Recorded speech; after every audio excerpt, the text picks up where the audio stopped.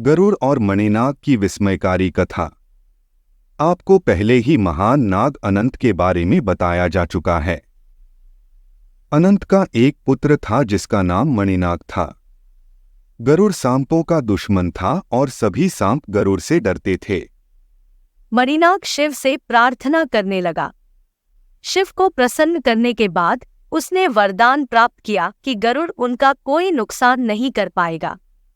इस वरदान से लैस मणिनाग स्वतंत्र रूप से इधर-उधर घूमने लगा और गरुड़ का सामना करने पर भी भागता नहीं था। गरुड़ को यह बहुत अजीब लगा। हालांकि वह मणिनाग को मार नहीं सका, लेकिन उसने उसे पकड़ लिया और उसे अपने ही घर में कैद करके रखा। शिव एक दिन नंदी से बात कर रहे थे। नंदी ने शिव से कहा, भगवान, मणिनाग को क्या हो गया है? हमने उसे कुछ समय से नहीं देखा है। मुझे आशा है कि गरुड़ ने उसे कुछ नुकसान नहीं पहुंचाया होगा। शिव निश्चित रूप से जानते थे कि क्या हुआ था।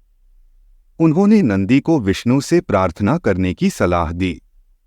नंदी को विष्णु को खुश करना था और फिर वरदान मांगना था ताकि मणिनाग को गरुड़ के कारावास से मुक्त किया जा सके।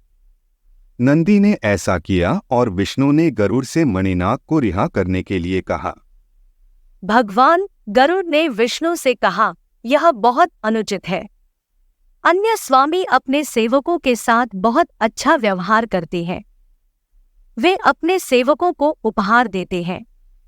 देखें कि कैसे शिव ने स्वयं नंदी को शिव के भक्त मणिनाग को बचाने के लिए भेजा है। आप मुझे कभी कोई उपहार नहीं देते। इसके अलावा जब मुझे अपने दम पर कुछ मिलता है तो आप मुझे उसे छोड़ने के लिए कहते हैं। क्या यह आपकी ओर से उचित है? यह मुझ पर है कि जब आप राक्षसों से लड़ने के लिए बाहर जाते हैं तो आप सवारी करते हैं। वे मेरे पराक्रम के कारण हार जाते हैं। और फिर भी यह आपके अहंकार को यह सोचने के लिए प्रेरित करता है कि आपने उन्हें स्वयं हरा दिया है। विष्णु मुस्कुराए और जवाब दिया, गरुड़, आप बिल्कुल सही है।